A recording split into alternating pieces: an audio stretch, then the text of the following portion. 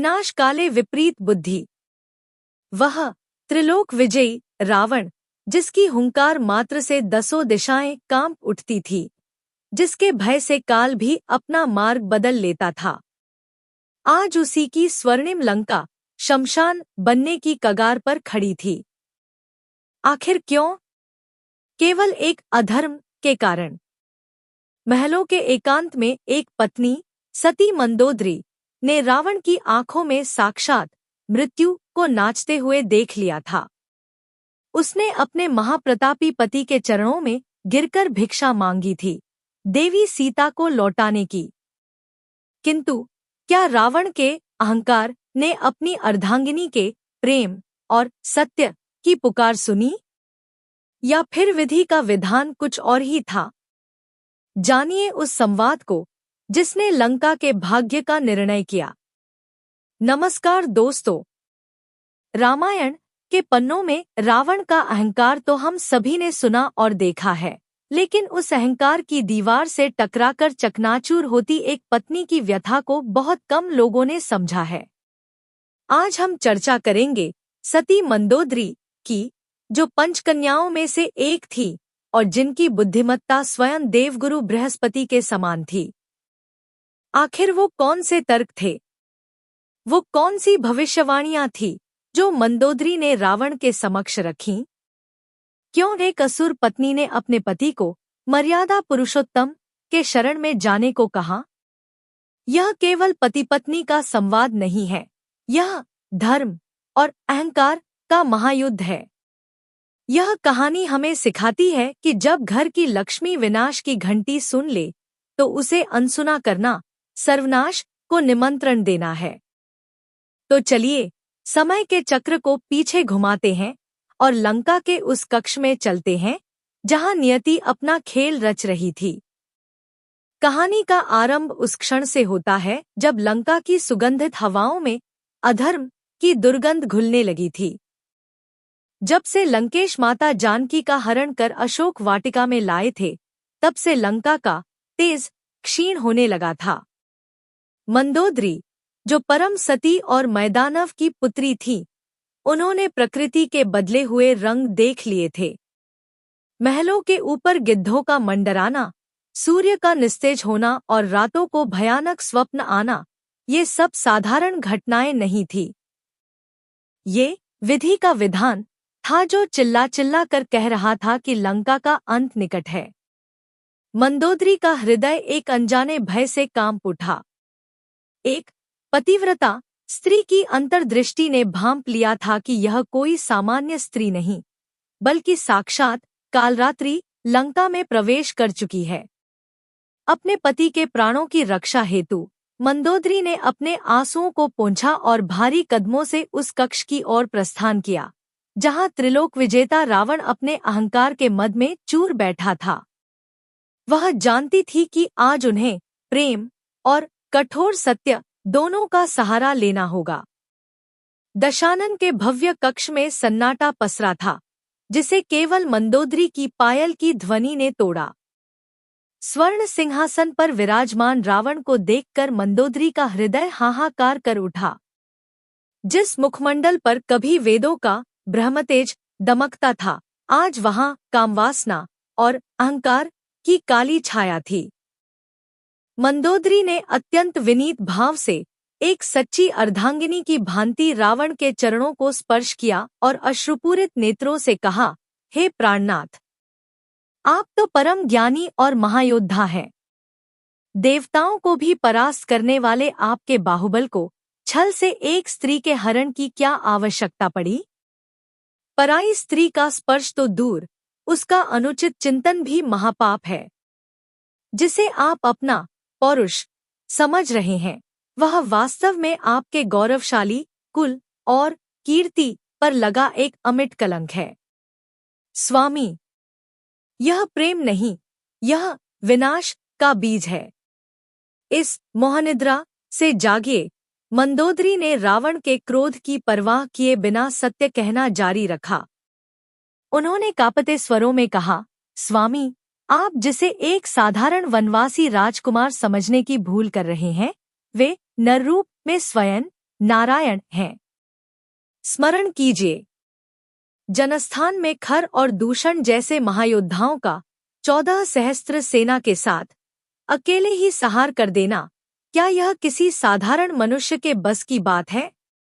कदापि नहीं।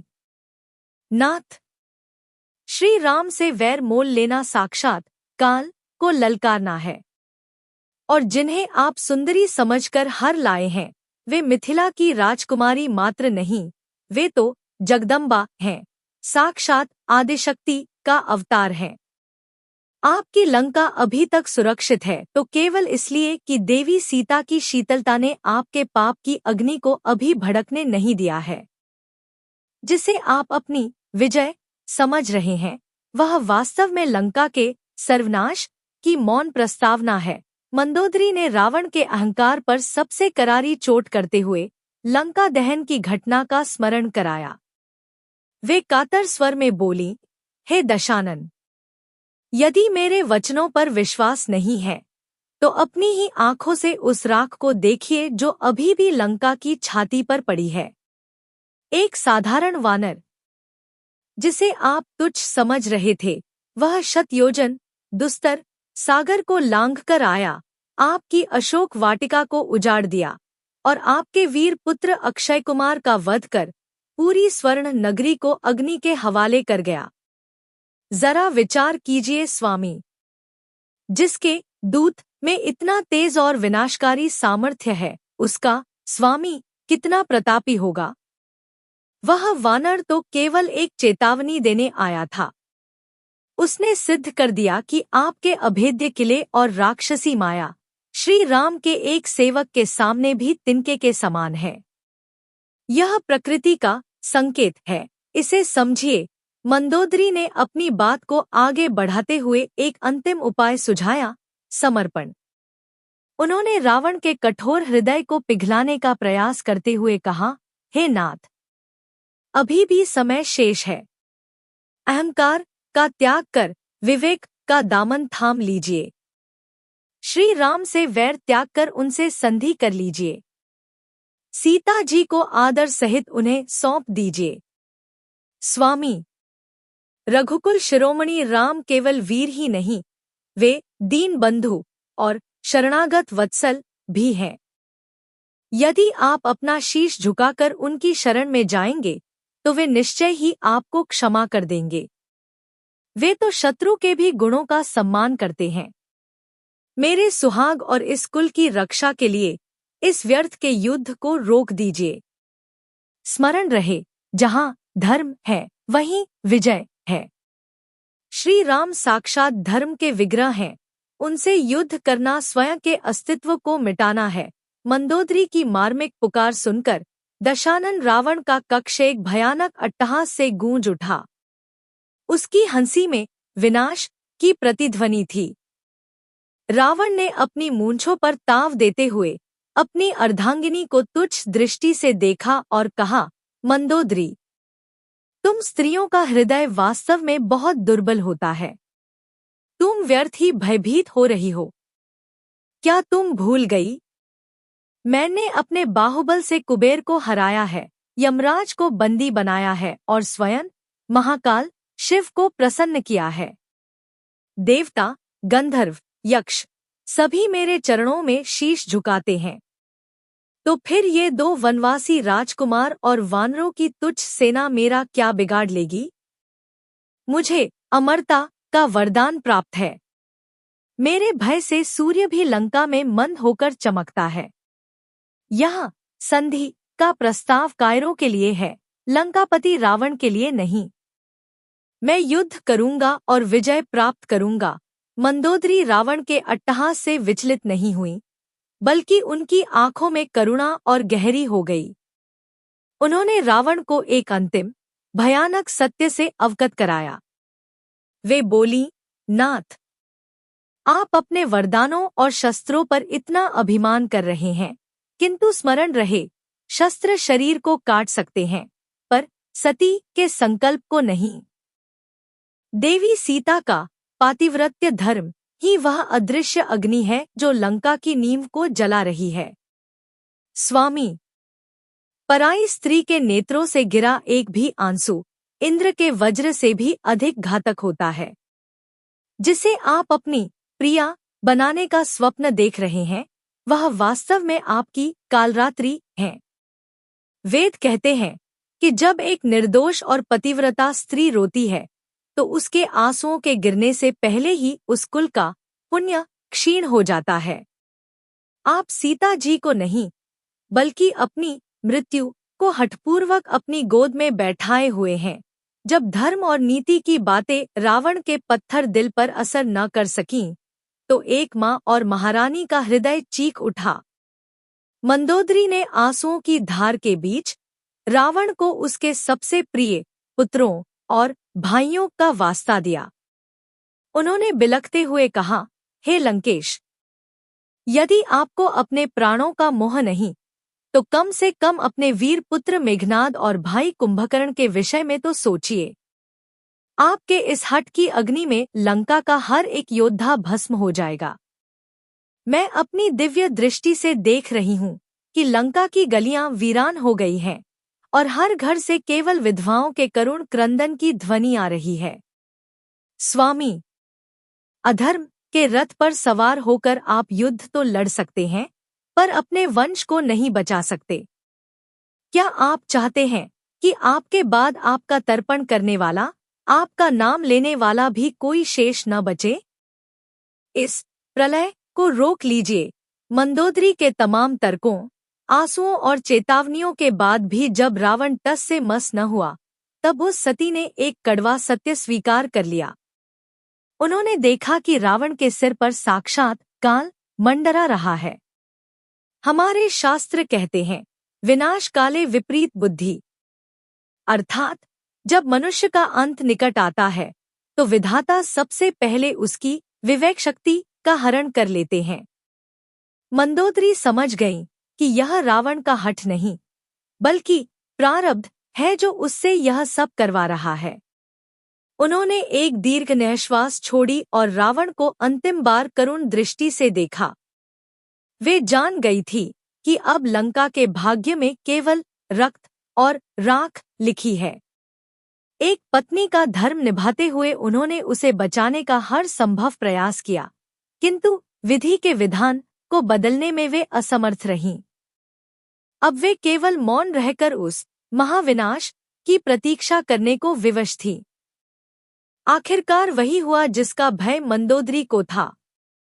युद्ध का शंखनाद हुआ और लंका की धरती रक्त से लाल हो गई। मंदोदरी ने अपने महलों के झरोखों से देखा कि कैसे उसके द्वारा दी गई हर एक चेतावनी सत्य सिद्ध हो रही थी। कुंभकर्ण जैसा महाबलशाली और मेघनाद जैसा मायावी योद्धा भी श्री राम के धर्म और सत्य के बाणों के आगे टिक न सके। जब रावण अंतिम युद्ध के लिए निकला, तो मंदोदरी का सुहाग कांप उठा। वह जानती थी कि यह विजय यात्रा नहीं, बल्कि अंतिम यात्रा है। जिस अहंकार को रावण अपना कवच समझता था, वही उसका काल बन गया था। एक एक करके उसके कुल के दीपक बुझ गए और अंततः रामबाण ने दशानन की नाभि के अमृत को सोख लिया। लंकापति का पतन केवल एक राजा का अंत नहीं था, बल्कि यह घोषणा थी कि जब नीति और सती की उपेक्षा होती है, तो स्वर्ण की लंका भी राख में बदल जाती है। रणभूमि की धूल में सने रावण के निष्प्राण शरीर को देखकर मंदोदरी का हृदय विदीर्ण हो गया। वे दौड़कर वहां पहुंची, किंतु उनके विलाप में भी एक परम ज्ञान छिपा था। उन्होंने अपने पति के शव को संबोधित करते हुए कहा, हे स्वामी, आपने त्रिलोक को तो जीत लिया, पर अपनी इंद्रियों को न जीत सके। मैंने कहा था कि राम साधारण मनुष्य नहीं, साक्षात परमात्मा है। आज यह सिद्ध हो गया कि जिसके विमुख होने पर तीनों लोग कांपते थे, वे आज अनाथ की भांति धूल में सो रहे हैं। मंदोदरी ने अंत में प्रभु श्री राम की ओर देखा, जो हाथ जोड़े खड़े थे। राम ने भी इस महान सती के पातिव्रत्य धर्म को नमन किया। मंदोदरी समझ गई थी कि रावण का वध रावण के शरीर का अंत था, पर अधर्म की समाप्ति के लिए यह आवश्यक था। उन्होंने भारी मन से स्वीकार किया कि जहां अहंकार होता है वहां ईश्वर नहीं होते, और जहां ईश्वर होते हैं वहां अहंकार का अस्तित्व मिट जाता है। तो दोस्तों, रावण और मंदोदरी का यह संवाद केवल एक पौराणिक घटना नहीं, बल्कि आज के मानव जीवन का एक दर्पण है। रावण के पास शक्ति, भक्ति, ज्ञान और सोने की लंका सब कुछ था। केवल एक दोष, अहंकार, ने उसका सर्वनाश कर दिया। मंदोदरी केवल पत्नी नहीं, रावण की सबसे बड़ी शुभचिंतक थी। हमारे जीवन में भी अक्सर कड़वी सलाह देने वाले ही हमारे सच्चे मित्र होते हैं। उनकी बातों की अवहेलना करना साक्षात विनाश को न्योता देना है। महानुभावों, मंदोदरी की व्यथा और बुद्धिमत्ता हमें सिखाती है कि विनाश बाहर से नहीं, हमारे भीतर के विकारों से शुरू होता है। अब एक प्रश्न आपके लिए छोड़कर जा रहा हूं। क्या आज के युग में भी हम अपने अहंकार के कारण अपने शुभचिंतकों की आवाज को अनसुना नहीं कर रहे? विचार कीजिएगा। यदि आज की इस कथा ने आपके अंतर्मन को झकझोर दिया हो, तो वीडियो को लाइक अवश्य करें। कमेंट में जय श्री राम लिखकर अपनी उपस्थिति दर्ज कराएं, क्योंकि राम का नाम ही सबसे बड़ा सत्य है। ऐसी ही अनकही और रोचक पौराणिक कथाओं से जुड़े रहने के लिए हमारे चैनल को अभी सब्सक्राइब करें और बेल आइकन दबाना न भूलें। मिलते हैं अगली कथा में, तब तक के लिए प्रणाम। जय हिंद, जय भारत।